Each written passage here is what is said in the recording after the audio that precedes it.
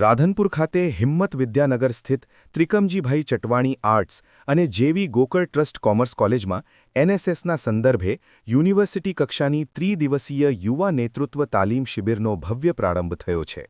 આ શિબિર તારીખ 29/12/2025થી 31/12/2025 દરમિયાન યોજાનાર છે. શિબિરની શરૂઆત કોલેજના પ્રમુખ ડોક્ટર મહેશભાઈ મુલાણીની અધ્યક્ષતામાં તથા હેમચંદ્રાચાર્ય ઉત્તર ગુજરાત યુનિવર્સિટીના એનએસએસ વિભાગના કોઓર્ડિનેટર કમલેશભાઈ ઠક્કરની મુખ્ય ઉપસ્થિતિમાં કરવામાં આવી હતી.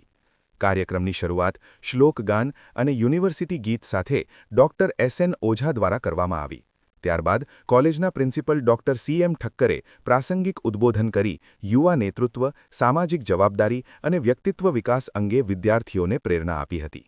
કોલેજના પ્રમુખ ડોક્ટર મહેશભાઈ મુલાણીએ અધ્યક્ષીય ભાષણમાં શિબિરનો હેતુ સમજાવતા કહ્યું કે આવી તાલીમ શિબિરો દ્વારા વિદ્યાર્થીઓમાં નેતૃત્વ ક્ષમતા, શિસ્ત અને સમાજ પ્રત્યેની જવાબદારી વિકસે છે.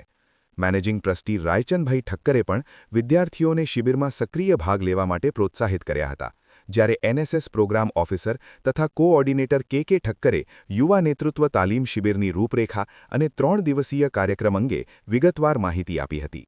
આ કાર્યક્રમનું સંચાલન એનએસએસના પ્રોગ્રામ ઓફિસર ડોક્ટર સુરેશભાઈ ઓઝાએ કર્યું હતું, જ્યારે આભાર વિધિ ડોક્ટર તુષારભાઈ વ્યાસે વ્યક્ત કરી હતી.